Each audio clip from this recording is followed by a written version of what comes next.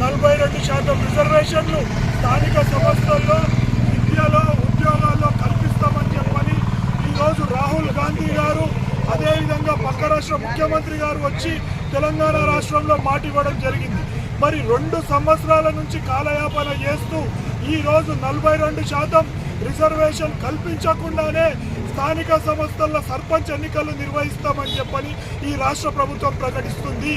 మరి బీసీల ఓట్లతోటి గద్దెనెక్కిన రేవంత్ రెడ్డి గారు బీసీల పైన ఇదా మీ చిత్తశుద్ధి అని చెప్పని ఈరోజు ప్రశ్నిస్తున్నాం. మరి ఆనాడు పక్క రాష్ట్రం జయలలిత గారు 39 మంది ఎంపీలుంటే ఢిల్లీకి పోయి ఈరోజు బీసీలకు రిజర్వేషన్లు తేవడం జరిగింది.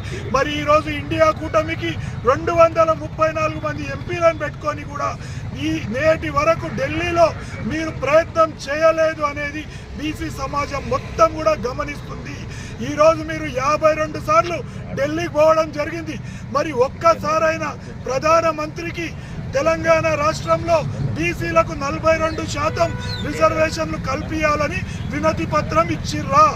ఎక్కడ కూడా నువ్వు నరేంద్ర మోడీని కలిసినప్పుడు ఒక్కసారి కూడా బీసీ రిజర్వేషన్ల పైన మాట్లాడలేదనేది వాస్తవము. ఇంకా కూడా బీసీలు మోసపోవడానికి సిద్ధంగా లేరు. ఈరోజు 12,769 గ్రామ పంచాయతీల్లో 5,600 గ్రామ పంచాయతీలు బీసీలకు కేటాయించాలి. ఈరోజు చరిత్రహీనులుగా మిగులుతారా?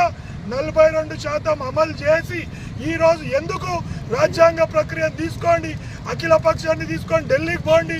ఈరోజు బీఆర్ఎస్ పార్టీ ఒప్పుకుంటుంది, కాంగ్రెస్ పార్టీ ఒప్పుకుంటుంది, బీజేపీ పార్టీ ఒప్పుకుంటుంది. మరి ఇదే నరేంద్ర మోడీ గారు రాహుల్ గాంధీ గారు కూర్చుంటే కేటీఆర్ గారు చెప్పినట్టు ఒక ఛాయ్ తాగే లోపల ఇక్కడ రిజర్వేషన్లను అమలు పరచొచ్చు. ఈరోజు 8 మంది బీజేపీ ఎంపీలు, 8 మంది కాంగ్రెస్ ఎంపీలు మీరు రాజీనామాలు చేయండి, కేంద్రంలో రాజకీయ సంక్షోభం వస్తుంది. మరి ఆ రోజన్న బీసీలు మిమ్మల్ని పువ్వుల పెట్టి గెలిపిస్తాం, అంతేగాని ఈ దొంగ నాటకాలు వద్దు.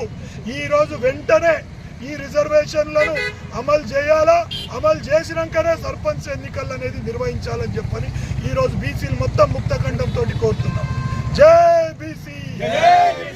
42% అమలు చేసిన తర్వాతనే ఎన్నికలు నిర్వహించాలి.